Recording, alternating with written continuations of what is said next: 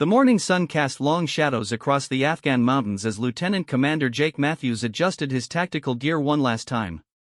His team of 6 Navy SEALs had been preparing for this mission for weeks, but something felt different today. The intel was solid, the target confirmed, yet an uneasy feeling settled in his stomach like a cold stone. "Alpha Team, sound off," Jake whispered into his comm device, his breath visible in the crisp mountain air. The responses came back crisp and professional. Sergeant Tony Rodriguez, the team's demolitions expert, checked in from his position near the rocky outcrop. Petty Officer Mike Chen, their communications specialist, confirmed his equipment was functioning perfectly. The others followed suit, each man a lethal weapon honed by years of training and combat experience. They were hunting Hassan al-Rashid, a high-value target who had been coordinating attacks against coalition forces for months. Intelligence suggested he was hiding in a compound nestled between 2 mountain peaks, using the terrain as natural protection. What the intelligence didn't mention was that someone else was already watching that same compound, someone who had been there much longer than any of them realized. Sarah Mitchell had been lying motionless in her concealed position for 36 hours. The CIA operative turned freelance contractor had accepted this assignment for personal reasons that went far deeper than the substantial payment offered. Her ghillie suit blended perfectly with the rocky terrain, and her custom rifle lay steady against her shoulder, scope trained on the compound below. She had learned patience the hard way, through years of operations that demanded absolute stillness and unwavering focus. The SEALs moved through the terrain like shadows, their training evident in every step. Jake led from the front, his eyes constantly scanning for threats while his team maintained perfect formation behind him. They had studied satellite images of this area for hours, memorizing every rock formation and potential hiding spot. What they hadn't counted on was encountering another American operative already in position. Sarah's heart rate remained steady as she watched the military team approach through her peripheral vision. She had been tracking their movement for the past 20 minutes, noting their professional approach and tactical discipline. These weren't amateur soldiers stumbling into her operation, they were elite warriors with their own mission objectives. The problem was that their presence threatened to compromise everything she had worked for. Through her scope, Sarah could see movement in the compound. Hassan was there, along with at least a dozen armed guards. She had been waiting for the perfect moment to take the shot, but the arrival of the SEAL team complicated matters significantly. If they launched their assault before she eliminated the target, Hassan might escape in the chaos. If she took the shot now, the sound would alert every hostile in the area to the SEAL's presence. Jake held up his fist, signaling his team to halt. Something had caught his attention, a glint of metal from a position approximately 200 meters to their left. His training kicked in immediately, and he began analyzing the potential threat. The angle was wrong for it to be enemy fire, but there was definitely someone else out there. Someone with a weapon. "Snake One, this is Alpha Leader," Jake whispered into his radio. "We have a potential unknown contact, grid reference." He rattled off the coordinates while his team took defensive positions. The mission parameters had been clear, they were the only friendly forces in the area. Anyone else with a weapon was to be considered hostile until proven otherwise. Sarah heard the radio chatter through her own monitoring equipment. The SEAL team had spotted her position, which meant her carefully planned operation was about to become significantly more complicated. She had 2 choices: reveal herself to the military team and risk compromising her mission, or remain hidden and potentially put American soldiers in danger. The decision was made for her when Hassan appeared in her scope, moving toward a vehicle that would take him away from the compound permanently. This was her only chance, the moment she had been waiting for through 2 days of patient surveillance. Her finger moved to the trigger as she controlled her breathing, just as she had been trained to do countless times before. Jake saw the muzzle flash before he heard the shot. The high-powered rifle crack echoed across the mountains, and immediately the compound below erupted into chaos.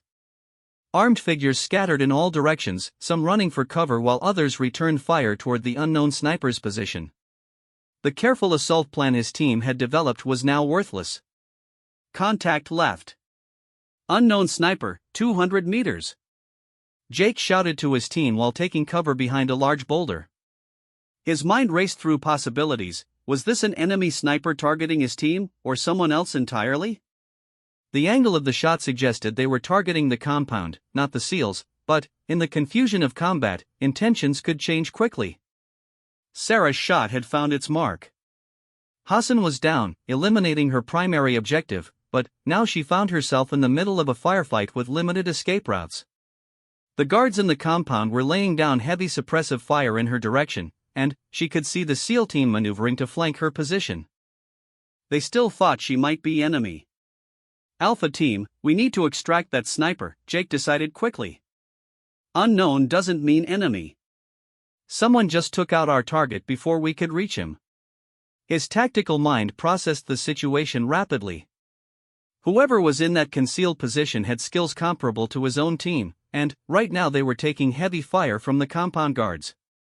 Tony Rodriguez moved like a ghost through the rocky terrain, approaching Sarah's position from the right side while Mike Chen provided overwatch. The remaining team members maintained suppressive fire against the compound, giving their teammates cover to reach the unknown sniper. It was a risk, but Jake's instincts told him this person was not their enemy.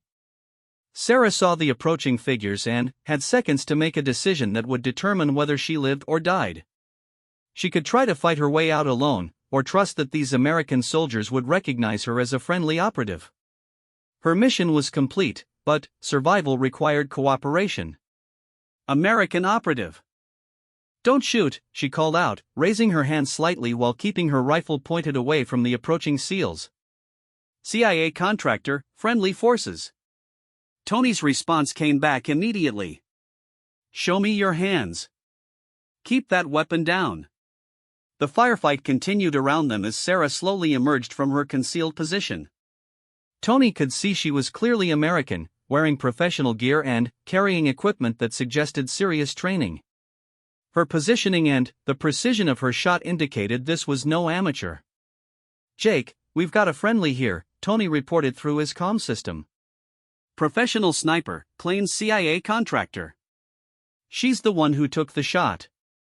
Jake processed this information while directing his team's tactical response to the ongoing threat from the compound. They needed to extract immediately before enemy reinforcements arrived, and now they had an additional person to consider in their escape plan. "Bring her with us," Jake decided. "We'll sort out the details once we're clear of this mess." Sarah grabbed her essential gear and prepared to move with the SEAL team. Her carefully planned solo extraction route was no longer viable, but these soldiers offered her best chance of survival. As bullets continued to crack overhead, she found herself trusting her life to strangers who had appeared from nowhere. The mountain terrain that had provided perfect concealment now became a deadly obstacle course as the combined group began their tactical withdrawal. Jake led the way while his team provided covering fire and protected their unexpected addition to the mission. Sarah moved with them naturally, her own training allowing her to match their pace and tactical discipline. "Who are you?" Jake asked tersely as they bounded from cover to cover, putting distance between themselves and the increasingly aggressive pursuit from the compound. "Sarah Mitchell," she replied between movements. "Contract sniper. That was Hassan al-Rashid I just eliminated." Jake's surprise was evident even through the tactical situation. Hassan had been their target as well, which meant this woman had just accomplished their primary mission objective before they could reach it themselves. The implications were staggering, but analysis would have to wait until they reached safety. The sound of pursuing vehicles echoed across the mountains behind them as enemy forces organized a pursuit. The SEALs had planned for this contingency, but their extraction route now included an additional person they hadn't accounted for in their logistics planning. Every decision from this point forward would need to factor in Sarah's presence and capabilities. As they moved through the treacherous mountain terrain, Jake began to realize that this unexpected encounter might change everything about how his mission concluded. The woman moving beside his team demonstrated skills that rivaled their own, and her successful elimination of their target raised questions about coordination and intelligence that went far beyond a simple chance encounter. The morning sun climbed higher over the Afghan mountains, casting new shadows across a landscape where nothing would ever be quite the same again. 7 highly trained operatives now moved as one unit through hostile territory, bound together by circumstances none of them could have predicted just hours earlier. The extraction point lay 12 kilometers through some of the most unforgiving terrain in Afghanistan. Jake led his expanded team through narrow ravines and across exposed ridgelines, constantly aware that their pursuers were gaining ground with every passing hour. The sound of helicopter rotors in the distance confirmed his worst fears: the enemy had called in air support. Sarah moved with fluid precision beside the SEALs, her movements betraying years of similar operations in hostile territory. She carried her rifle with practiced ease while navigating the rocky slopes, but Jake noticed she favored her left leg slightly. A closer look revealed dark stains on her tactical pants that hadn't been there during the initial firefight. "You're hit," Mike Chin observed, falling back to check on Sarah during a brief halt behind a cluster of boulders. His medic training kicked in automatically as he assessed the wound through her torn clothing. "Shrapnel from a ricochet," Sarah confirmed, allowing Mike to examine the injury. "Nothing vital, but it's slowing me down more than I'd like." Her voice remained steady despite the obvious pain, impressing the SEALs with her professional composure under stress. Jake made rapid calculations in his mind. Their current pace was already pushing the limits of what was sustainable over the distance they needed to cover. Adding an injured team member to the equation significantly complicated their tactical situation, especially with armed pursuit closing behind them. "How bad?" he asked Mike directly, needing honest assessment rather than optimistic speculation. "She needs real medical attention, but she can move," Mike reported after a quick field examination. "The bleeding's mostly stopped, but infection risk is high in this environment." Tony Rodriguez had been monitoring their back trail through high-powered binoculars, tracking the progress of their pursuers with growing concern. "Jake, we've got vehicles moving up the main valley road, and I count at least 3 different foot patrols working the ridgelines. They're coordinating this search better than usual." The Taliban forces pursuing them were displaying tactical discipline that exceeded normal expectations. Jake realized that Hassan's death had triggered a more organized response than anticipated, suggesting the terrorist leader had been more important to their command structure than intelligence reports had indicated. Sarah struggled to her feet as the team prepared to move again, determined not to become a liability for the soldiers who had risked their own safety to extract her. She had completed similar movements with worse injuries during her career, but never with American lives depending on her ability to keep pace. "I can maintain speed," she assured Jake, though they both knew the claim was optimistic at best. "Don't modify your route for me." Jake studied her face, recognizing the determined expression of a professional warrior who would rather die than compromise a mission. He had seen the same look in mirrors after his own combat injuries, and he understood exactly what Sarah was committing to. "We modify the route for tactical advantage, not injuries," he replied diplomatically. "There's a secondary extraction point 6 kilometers north that might work better given current enemy positions." The truth was that Jake was already adjusting their movement plan to account for Sarah's condition, but presenting it as a tactical decision preserved her pride while acknowledging the reality of their situation. Leadership sometimes required small deceptions in service of larger truths. As they moved deeper into the mountain wilderness, Jake began learning more about the woman who had inadvertently joined his team. Sarah answered his questions with professional brevity, revealing just enough information to establish trust without compromising operational security. She had been tracking Hassan for 3 weeks, following intelligence leads that connected him to a bombing in Kabul that had killed 17 civilians including 4 American contractors. Her mission was personal as well as professional. One of those contractors had been her former partner, a man she had planned to marry before his deployment ended. "David Morrison," she said simply when Jake asked about her motivation. "We were supposed to have dinner in Frankfurt when he finished his rotation. Instead, I identified his body in a field hospital." The SEALs exchanged glances, recognizing the tone of voice that came with personal loss in combat zones. Each of them had similar stories, friends and teammates who wouldn't be going home, people whose deaths demanded some form of justice or retribution. "Hassan was directly responsible?" Tony asked quietly as they navigated a particularly treacherous slope covered in loose shale. "His bomb. His plan. His target selection," Sarah confirmed. David was just in the wrong place when Hassan decided to make a statement about American involvement in Afghan reconstruction projects. Jake understood completely. The mission to eliminate Hassan had been personal for his team as well, though for different reasons. The terrorist leader had been coordinating attacks against SEAL positions for months, and 2 of their brother teams had taken casualties from his operations. The helicopter sounds were getting closer, forcing the team to take shelter in a shallow cave while the aircraft passed overhead. Sarah used the pause to check her weapon systems and reorganize her gear, demonstrating the automatic habits of someone accustomed to extended operations behind enemy lines.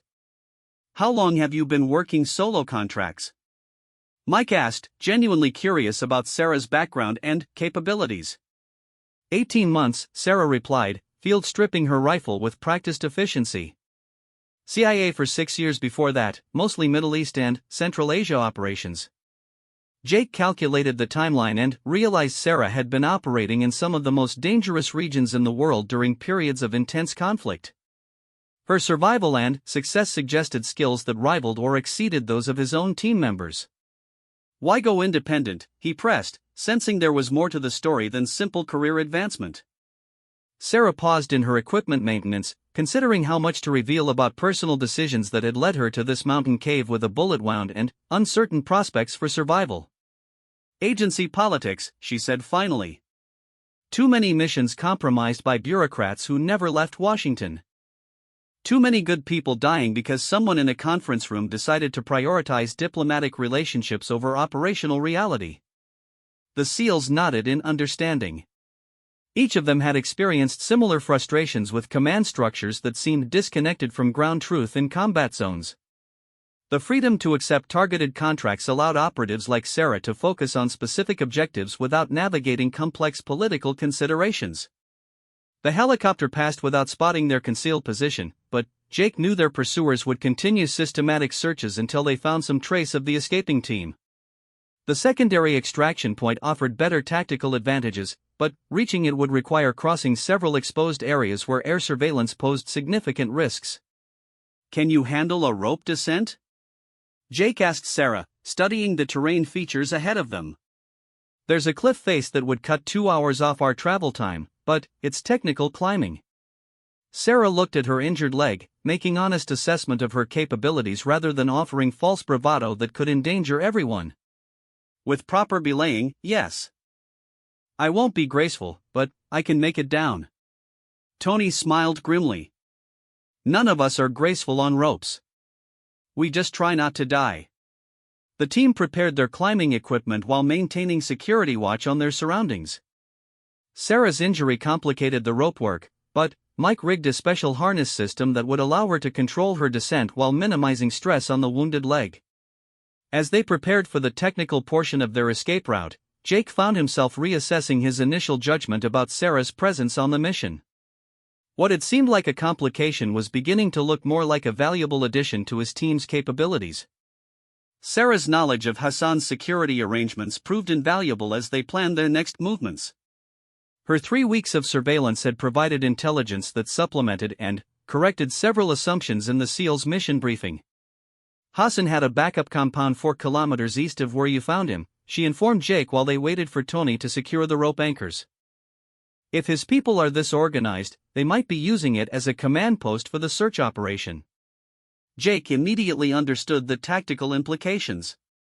If enemy forces were coordinating from a known location, that information could be passed to higher command for potential interdiction strikes that would disrupt the pursuit and provide cover for their extraction. Can you provide exact coordinates? Mike asked, already preparing to transmit the intelligence through their satellite communication system. Sarah rattled off precise grid references from memory, demonstrating the kind of detailed preparation that separated professional operators from amateur adventurers.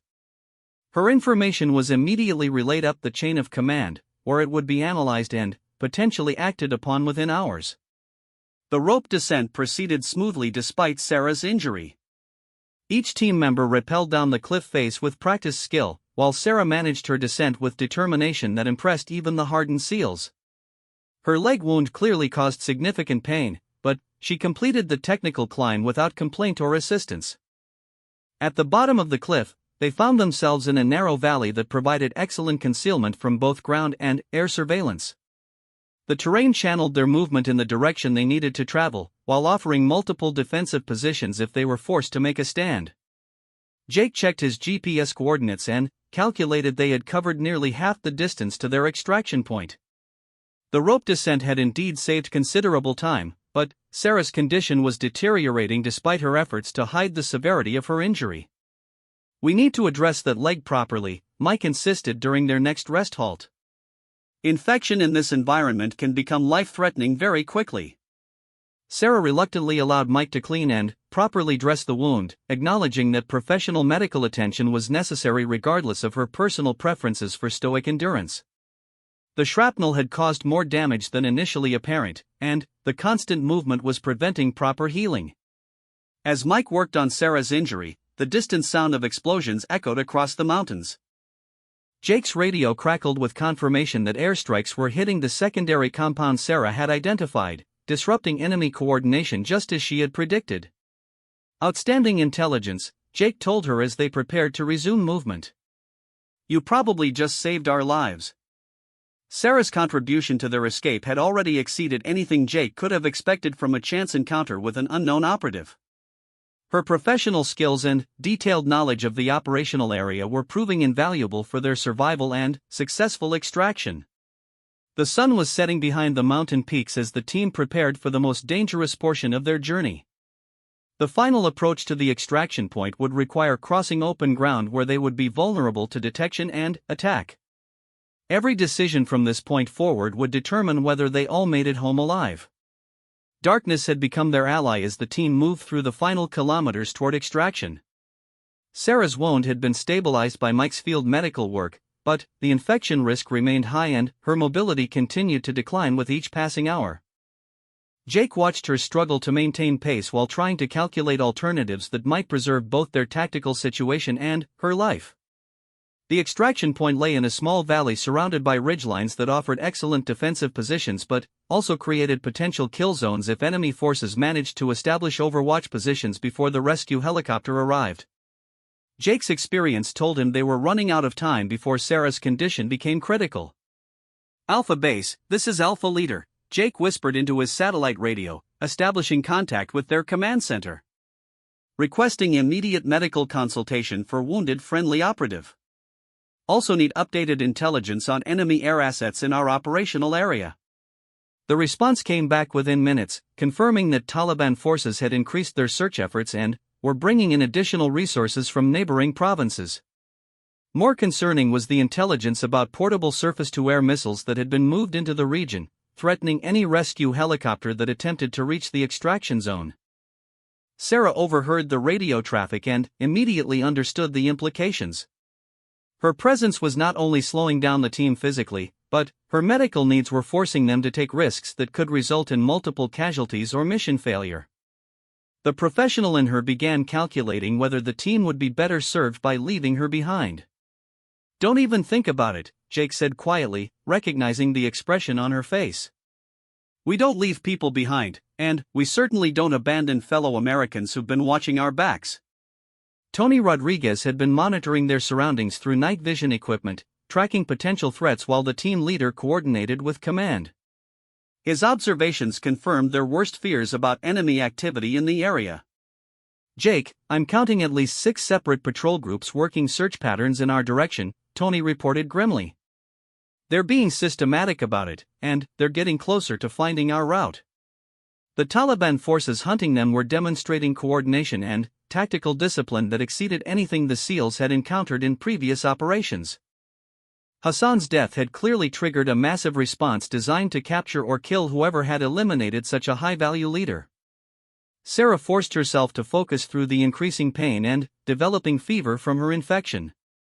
Her tactical mind analyzed their situation with brutal honesty, recognizing that conventional extraction might no longer be possible given the enemy's determined pursuit and the presence of anti-aircraft weapons. "There's another option," she told Jake during a brief halt to check their position and assess their tactical situation. "I know this area better than your mission planners did. There's an old Soviet-era landing strip about 8 kilometers north that might be large enough for a different kind of extraction." Jake immediately understood what Sarah was suggesting. Instead of a helicopter pickup that would be vulnerable to missile attack, they might be able to arrange for a fixed-wing aircraft that could land and take off quickly before enemy forces could establish effective targeting positions. How do you know about this airstrip? Mike asked, intrigued by intelligence that hadn't appeared in any of their mission briefings or operational planning documents. CIA used it for supply drops during operations against Taliban command centers 2 years ago, Sarah explained. It's not on most maps, but it's still functional for aircraft with short takeoff and landing capabilities. Jake weighed the risks and benefits of changing their extraction plan this late in the operation. The original helicopter pickup point was becoming increasingly dangerous, but switching to an unknown airstrip would require coordinating with aircraft and support personnel who had no preparation for the alternative location. Can you provide exact coordinates and runway specifications? He asked Sarah, already beginning to formulate the communication he would need to send to command. Sarah provided detailed information about the airstrip from memory, including runway length, surface conditions, and potential obstacles that would affect landing operations. Her intelligence was thorough and professional, demonstrating the kind of preparation that had made her successful as an independent contractor. Alpha Base, this is Alpha Leader with updated extraction requirements, Jake transmitted, providing the alternative coordinates and requesting immediate feasibility analysis from their aviation support units. While they waited for confirmation about the airstrip option, the team continued moving through terrain that became increasingly difficult as Sarah's condition deteriorated. Her fever was climbing, and the infection was spreading despite Mike's continued medical intervention. How far is this airstrip? Mike asked Sarah directly, needing honest assessment of whether she could complete the additional distance required to reach the alternative extraction point. 3 hours at normal pace, Sarah replied, though they all knew her definition of normal pace was no longer realistic. Maybe 5 hours given current conditions. Jake made rapid calculations based on enemy pursuit rates, Sarah's declining mobility, and the time required to coordinate alternative extraction. The numbers were not encouraging, but they represented their best chance for everyone getting out alive. The sound of approaching vehicles forced the team to take cover in a rocky outcrop while armed patrols passed within 50 meters of their position. Sarah controlled her breathing despite the pain, demonstrating the kind of discipline that had kept her alive through years of dangerous operations. They're getting too close, Tony observed as the vehicle sounds faded into the distance. We need to change our route or find a way to slow them down. Jake considered their limited options for disrupting enemy pursuit. His team carried enough explosives to create diversionary attacks, but using them would require splitting his forces and exposing team members to additional risks.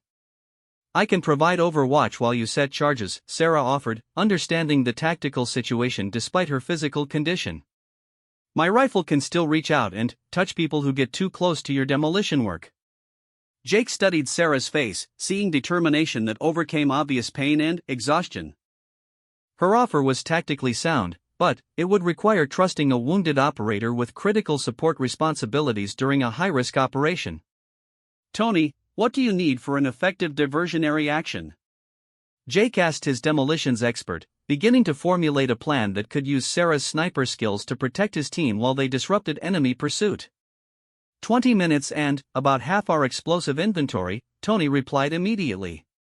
I can create enough noise and confusion to send them chasing ghosts for several hours. The plan that emerged was risky but feasible.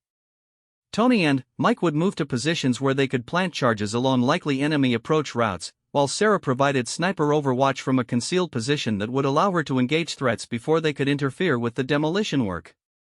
Jake would coordinate the operation while maintaining communication with command about the alternative extraction plan. Success would depend on precise timing and professional execution despite the stress of operating with a wounded team member in deteriorating tactical conditions. Are you sure about this? Jake asked Sarah one final time, giving her the opportunity to withdraw from the dangerous assignment. You don't have to prove anything to us.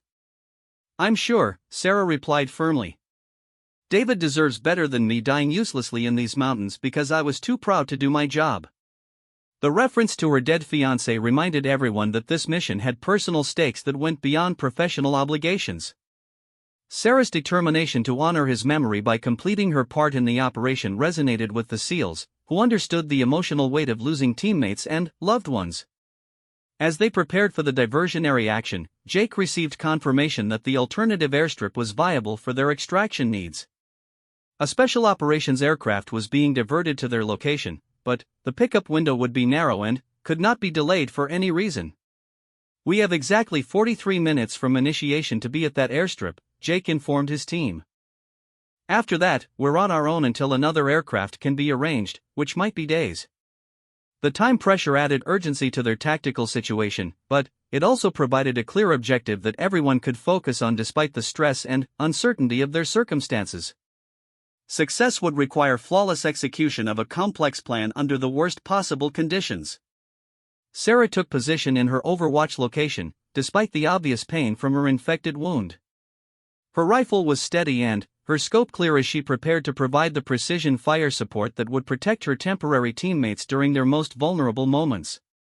"Overwatch in position," she reported to Jake through her radio, her voice steady despite the physical and emotional stress of the situation. "I have clear fields of fire on all approach routes to your demolition sites."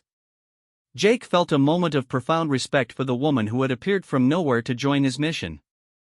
Sarah Mitchell had already accomplished her own objective by eliminating Hassan al-Rashid, but now she was risking her life to ensure that his team made it home safely. "Execute on my mark," Jake commanded, beginning the countdown that would determine whether they all survived the next hour. The explosions began exactly on schedule, shattering the mountain's silence with sequential detonations that echoed across 3 separate valleys. Tony's demolition work was precise and devastating, sending Taliban pursuit teams scrambling toward false targets while the real threats emerged from completely different directions. Sarah's rifle spoke twice in quick succession, the suppressed shots taking down 2 enemy fighters who had moved to investigate the explosions.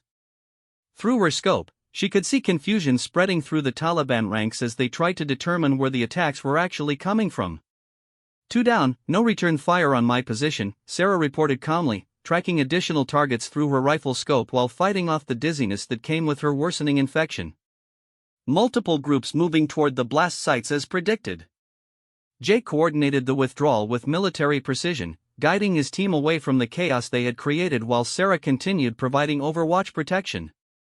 The diversionary action was working perfectly, buying them the time they needed to reach the alternative extraction point. Mike helped Sarah down from her sniper position, noting that her fever had increased significantly during the past hour. Her tactical skills remained sharp, but her physical condition was deteriorating rapidly despite her efforts to maintain professional composure. "Can you make the airstrip?" he asked directly, needing honest assessment rather than optimistic speculation about her capabilities. "I'll make it," Sarah replied with determination that impressed everyone despite obvious exhaustion and pain. "That aircraft better not leave without me." The team moved through darkness toward the hidden airstrip, using night vision equipment to navigate treacherous terrain while maintaining the pace necessary to reach their extraction window. Sarah kept up through sheer willpower, refusing to become the weak link that compromised everyone's survival. Behind them, secondary explosions continued as Tony's carefully placed charges created ongoing confusion among their pursuers. Radio intercepts suggested that Taliban commanders were convinced they were facing a much larger force than just 7 individuals moving through the mountains. "Alpha Base, this is Alpha Leader approaching Lima Zone," Jake transmitted as they neared the airstrip coordinates. "Request immediate confirmation of extraction aircraft status and estimated arrival time." The response was both encouraging and concerning. The special operations aircraft was 15 minutes out, but Taliban forces had apparently discovered the airstrip location and were moving ground units to intercept. The extraction would become a race against time with potentially deadly consequences for any delays. "How many hostiles heading for the airstrip?" Tony asked, checking his remaining ammunition and explosives while calculating their defensive options if they were forced to fight. "Intelligence suggests 2 vehicle-mounted patrols, approximately 12 to 15 fighters total," came the reply from their command center. "Air support is not available due to surface-to-air missile threats in the area." Jake processed this information while studying the terrain around the landing strip through his night vision equipment. The area offered limited defensive positions, but clever use of available cover might allow his team to hold off superior numbers long enough for the aircraft to complete its pickup. Sarah's sniper rifle would be crucial for their defensive plan, but her deteriorating condition raised serious questions about her ability to provide accurate fire support during a sustained engagement with multiple targets. "I can still shoot," she insisted when Jake expressed concerns about her tactical capabilities. "Put me in position with a clear field of fire, and I'll hold my end of the battlefield." The aircraft engines could be heard approaching from the north as the team took defensive positions around the crude airstrip. Sarah established her sniper position on a small rise that provided excellent visibility of likely enemy approach routes, while the SEALs prepared to provide close-range security for the landing zone. 2 minutes out, the pilot reported through their radio, his voice calm and professional despite the dangerous nature of the pickup operation. "I'll need exactly 90 seconds on the ground for safe loading. After that, we're gone regardless of circumstances." The time pressure was enormous, but Jake's team had trained for exactly this type of high-stress extraction under combat conditions. Every team member knew their role and responsibilities, including Sarah despite her recent addition to their tactical formation.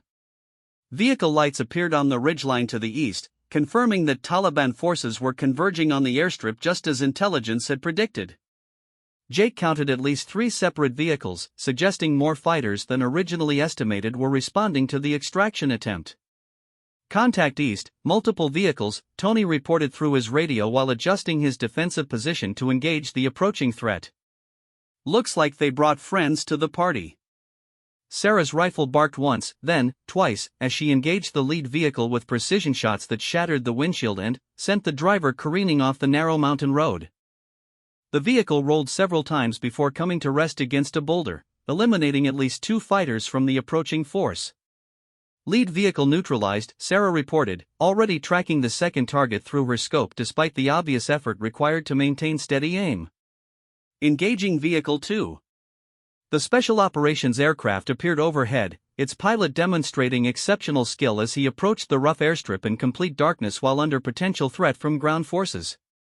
The landing would be one of the most dangerous operations any of them had ever witnessed. Jake's team laid down suppressive fire against the remaining Taliban vehicles, forcing the fighters to take cover rather than advancing toward the landing zone.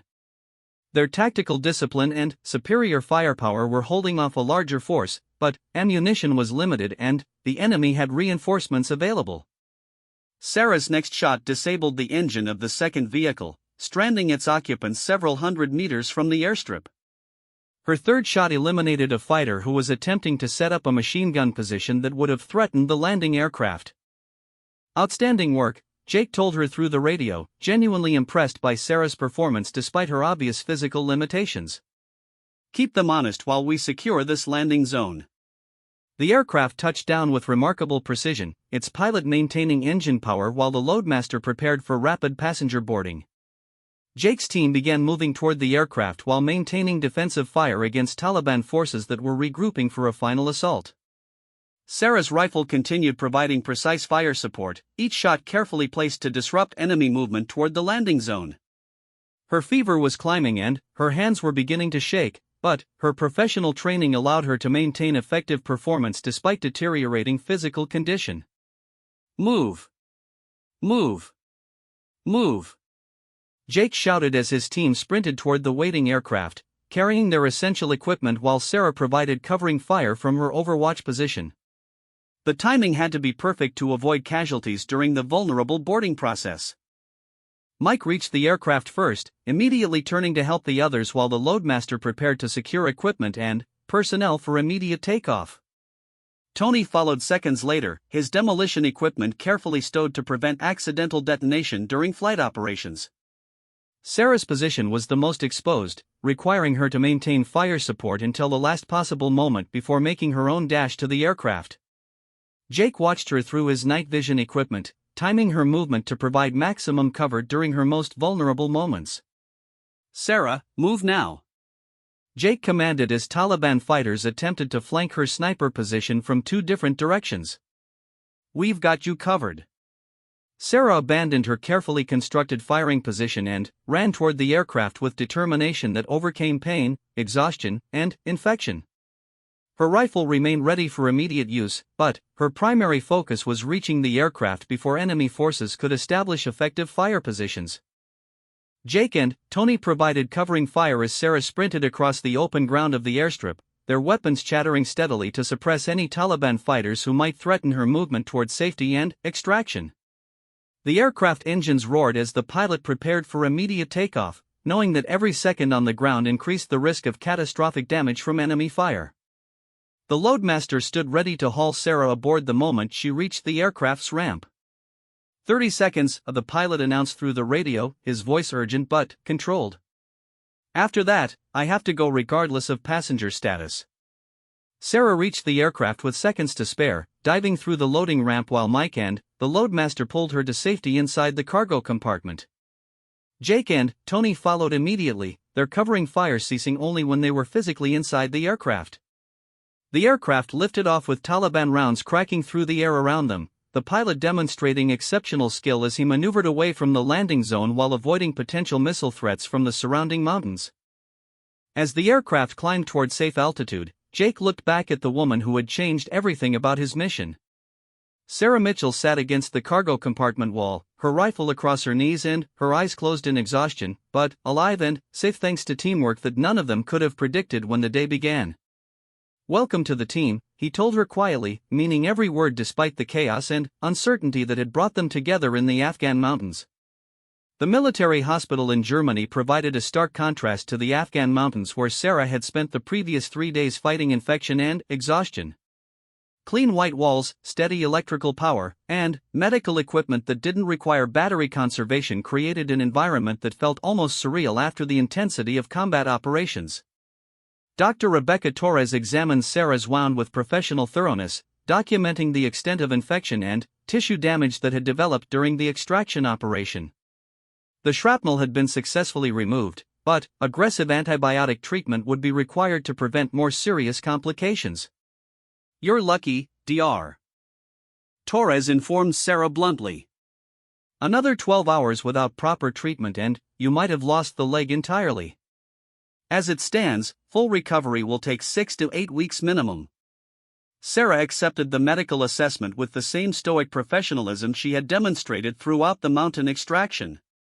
Physical injuries were part of the job, and she had survived worse situations during her years of operational service in hostile environments.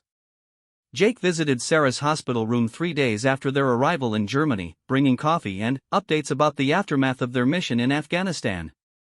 His debriefing sessions with military intelligence had revealed significant information about Taliban command structures that had been disrupted by Hassan's elimination. "Hassan was more important than anyone realized," Jake explained, settling into the visitor's chair beside Sarah's hospital bed.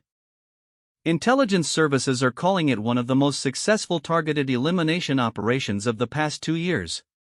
The confirmation that her mission had achieved strategic significance beyond personal revenge brought Sarah satisfaction that transcended the physical discomfort of recovery. David Morrison's death had been avenged, but, more importantly, future attacks had been prevented by removing Hassan from Taliban command. "What about your team?"